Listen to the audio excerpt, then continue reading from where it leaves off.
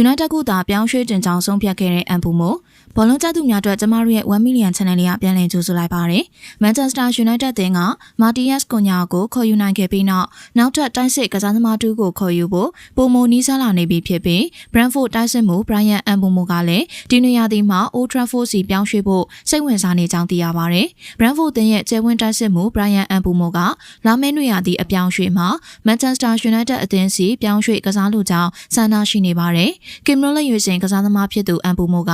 သူ့ရဲ့ဦးစားပေးအသင်းကိုအရေးမွက်ပြောကြားခဲ့ပြီးနောက် Man United အသင်းကအသက်25နှစ်အရွယ်တိုက်စစ်မှုအတွက် Brentford အသင်းနဲ့တရားဝင်ဆွေးနွေးမှုတွေစတင်ဖို့ပြင်ဆင်နေပြီဖြစ်ပါတယ်။2024-25 Premier League ရာသီမှာသွင်းဂိုး20ထိရရှိခဲ့တဲ့အန်ပူမိုကနီးပြ Thomas Frank ရဲ့ Brentford အသင်းမှာအဓိကကစားသမားတူဖြစ်ခြေစွမ်းပြသနေသူဖြစ်ပြီး Premier League ကလပ်အသင်းအများပြားရဲ့စိတ်ဝင်စားမှုကိုလည်းရရှိထားတဲ့သူပါ။အန်ပူမိုကအနောက်လန်ဒန်အခြေဆိုင် Brentford အသင်းနဲ့စာချုပ်သက်တမ်းတစ်နှစ်သာကျန်ရှိတော့ပေမဲ့အသင်းဘက်ကနောက်ထပ်12လသက်တမ်းတိုးခွင့်ကိုလည်းပိုင်ဆိုင်ထားပါတယ်။ဒီအသက်သက်နဲ့သတင်းဌာနရဲ့ဖော်ပြချက်အရ Brentford ရဲ့အဓိကကစားသမားဖြစ်သူအန်ပူမိုအာဆင်နယ်၊နယူကာဆယ်နဲ့တော်တင်ဟန်ဟော့စပါအသင်းတို့ကလည်းစိတ်ဝင်စားနေကြပေမဲ့အန်ပူမိုကိုယ်တိုင်ကတော့လက်ရှိကလပ်အသင်းနဲ့ပြောင်းရွှေ့ခြင်းဆိုင်ရာသဘောတူညီမှုရရှိပါက Old Trafford ကိုသာပြောင်းရွှေ့ဖို့ဆန္ဒပြင်းပြနေရလို့သိရပါတယ်။အန်ပူမိုကိုခေါ်ယူဖို့အတွက်ပြောင်းရွှေ့ခြင်းကပေါင်တန်း90ထိသုံးစွဲရနိုင်ပြီးဈေးသက်သက်သာနဲ့ရရှိဖို့မလွယ်ကူလို့သတင်းတွေထွက်ပေါ်နေပါတယ်။ Brentford နီးပြ Thomas Frank ကလည်း